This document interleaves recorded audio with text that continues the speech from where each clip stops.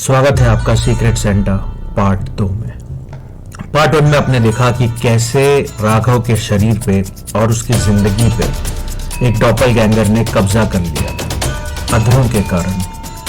इस कब्जे से उसकी पूरी की पूरी दुनिया बदल के रह गई थी। लेकिन अब देखना यह है कि ये डॉपलगैंगर ना सिर्फ उसकी दुनिया में लेकिन अपने साथ काम करने वालों के साथ क्या करता है। एज प्रोमिस्ड ले चलते हैं आपको इस न्यू ईयर में भूतकृत प्रेजेंट्स सीक्रेट सेंटा पार्ट 2 अधरों का कहर। अगले दिन राघव ऑफिस में वापस आया। उसने कर्मचारियों से मुस्कुरा कर बात की और ऐसी मुस्कुराहट जो चेहरे पे चिपक नहीं जाती है। मतलब उस मुस्कुराहट को देख के डर ज्यादा लगता था। वो पहले से भी ज्यादा क्रूर और रहस्यमयी हो गया था। दिन भर मुस्कुराता रहता। कोई भी बात होती तो एक ईरी सी मुस्कुराहट उसकी शक्ल पे चिपकी रहती। टीम को समझ में नहीं आ रहा था कि ऐसा क्या हुआ है। और वहीं असली राघव बक्से में कैद था। वह सब कुछ देख सकता था, सुन सकता था, लेकिन उसकी चीखें बक्से के अंदर गूंज कर रह जाती थी। हमारा नया राघव उस बक्से को अब स्टोर रूम में रखता था, ऑफिस के स्टोर रूम में। उस स्टोर रूम में जनरली कोई जाता नहीं था और उस स्टोर रूम में पड़े अभी भी उस बक्से में हल्की हल्की फुसफुसाहट सुनाई देती थी। मुझे यहां से बाहर निकालो, मुझे यहां से बाहर, मुझे यहां से बाहर, मुझे यहां से। वो आवाज कभी कहीं तक और किसी तक जाती नहीं थी। डॉपलगैंगर ने राघव की जगह ले ली थी। वो बाहर से बिल्कुल राघव जैसा ही दिखता था। वही कपड़े, वही चाल, वही कुटिल मुस्कान। लेकिन उसकी आंखों में कुछ अजीब था। एक ठंडापन था जो हर किसी को महसूस होता। पहले दिन कर्मचारी ने देखा कि राघव थोड़ा अलग व्यवहार कर रहा था। वह सामान्य से ज्यादा ही मुस्कुरा रहा था। गुड मॉर्निंग टीम, उसने बड़े आत्मविश्वास के साथ कहा। रोहित और प्रिया ने एक दूसरे की ओर देखा। सर, आज मूड अच्छा लग रहा है, अनीता ने हिचकते हुए कहा। बिल्कुल अनीता, बिल्कुल, उसने जवाब दिया। आखिर क्रिसमस है, हमें अपनी टीम को खुश रखना चाहिए ना। हो विशिंग यू मैरी क्रिसमस। हाँ, यह पहली बार था जब राघव ने अपनी टीम की भलाई की बात की थी। कर्मचारी पहले तो राहत महसूस करने लगे, लेकिन कुछ घंटों बाद चीजें अजीब होने लगी।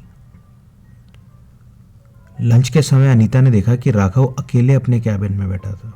वो फाइल्स देख रहा था, लेकिन अचानक उसने सिर उठा के सीधे ग्लास डिवाइडर से बाहर घूरा। अनीता को लगा कि वह उसे घूर रहा है। उसकी आंखें पत्थर जैसी ठंडी थी। वह झिझकी और दूसरे कर्मचारियों से बात करने लगी, लेकिन तभी उसे एक धीमी अजीब हंसी सुनाई दी। एक ऐसी तीखी हंसी जो कमरे से बाहर सीधा उसके कानों तक आ रही थी। उसने झांक कर देखा।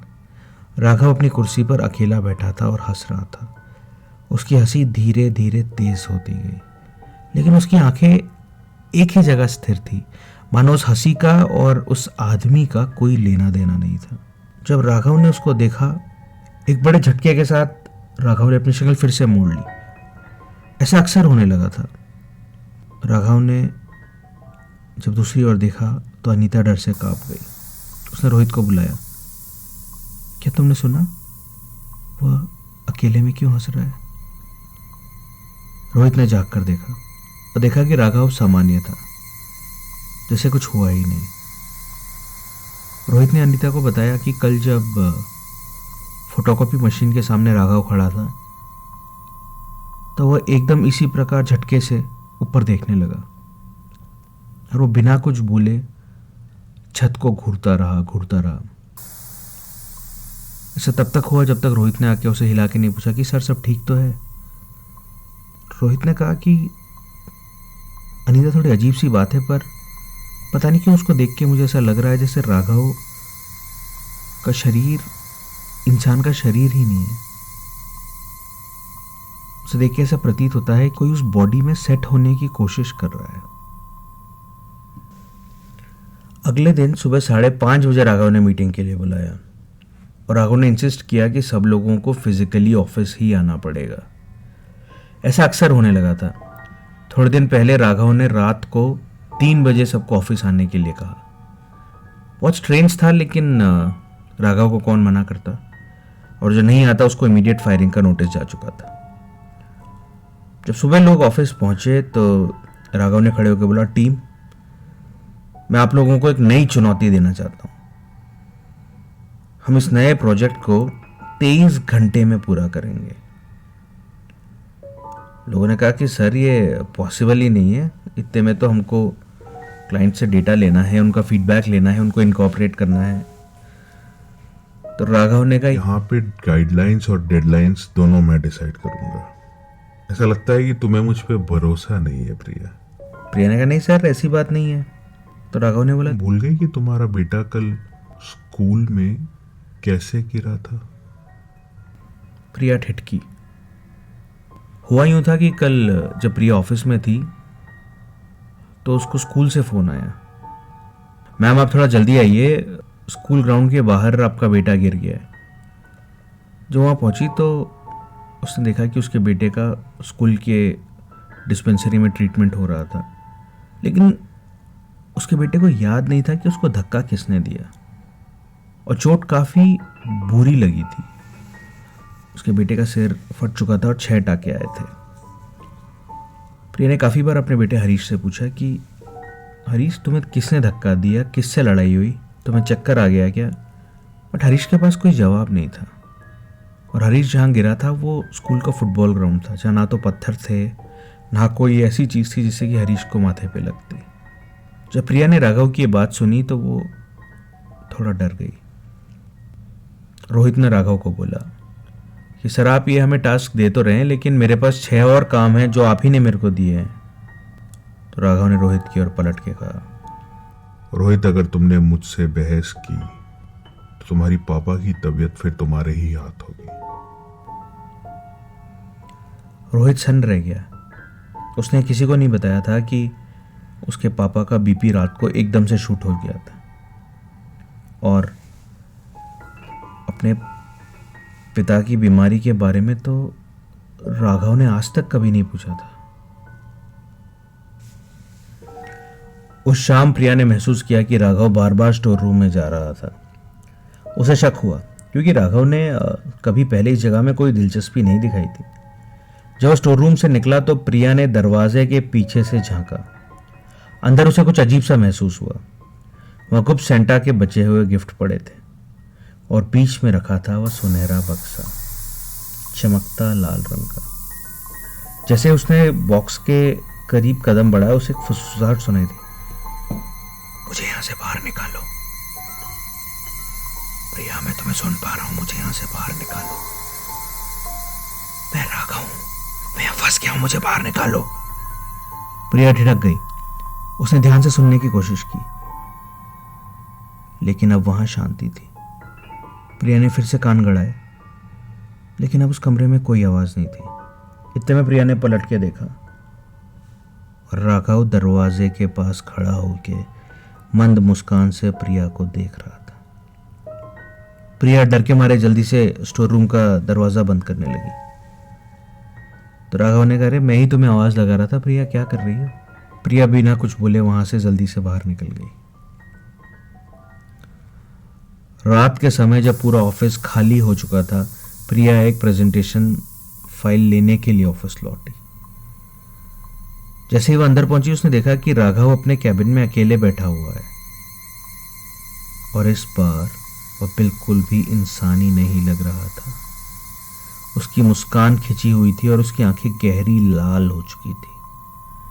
प्रिया, तुम इतनी रात को यहाँ क्यों हो? उसने धीमे डरावने स्वर में पूछा। सर मैं फाइल लेने आई थी सर, प्रिया ने कांपते हुए कहा। तभी राघव उठा। उसकी चाल अब इंसानी नहीं लग रही थी, जैसे कोई कठपुतली चल रही हो, अटक अटक के, हर कदम जैसे बहुत दर्द के साथ लिया जा रहा हो। तुम्हें डर लग रहा है प्रिया? प्रिया पीछे हट गई। वो भागी, लेकिन उसे लगा कि राघव की परछाई उससे पहले दरवाजे पर पहुंच चुकी थी।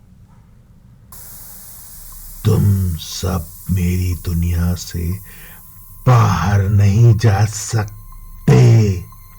और वहीं असली राघव मोहन के सिर में अभी भी कैद था। वह चीख रहा था लेकिन उसकी आवाज बाहर नहीं आ रही थी। उसने हर बार कोशिश की कि कोई उसकी चीख सुन ले, लेकिन वह हर बार असफल रहा। अगले दिन रोहित ने स्टोर रूम में उस बॉक्स को छुआ तो उसे अंदर कुछ हलचल हो रही सी लगी। क्या ये बक्सा चल रहा है? उसने अनीता से पूछा। यह सिर्फ तुम्हारा वहम है, अनीता ने जवाब दिया। लेकिन जैसे ही दोनों वहां से निकले, गुप्त सेंटा के बॉक्स के अंदर से धीमी आवाज आई, यह मैं हूं, मुझे बचाओ, मैं राघव हूं। पर आवाज दोनों तक पहुंच नहीं पाई। न्यू ईयर आ चुका था। कल 1 जनवरी की छुट्टी भी थी,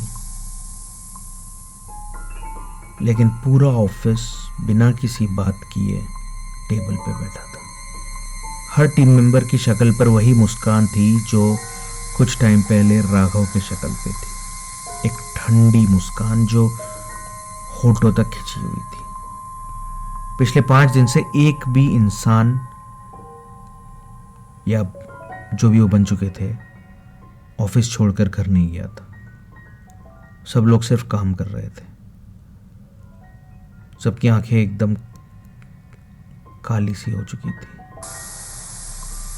कोई नहीं सोया था पिछले 5 दिनों से, और सब लोग सिर्फ लगातार काम किए जा रहे थे। बीच में कोई उठता, अजीब तरीके से चलने की कोशिश करता, कहीं से फाइल उठाता और फिर आके अपनी सीट पे बैठ के बस काम करता रहता। पूरा ऑफिस सन्नाटे में सिर्फ काम करता रहता और बीच बीच में बस राघव की वो अजीब सी हंसी गूंजती रहती।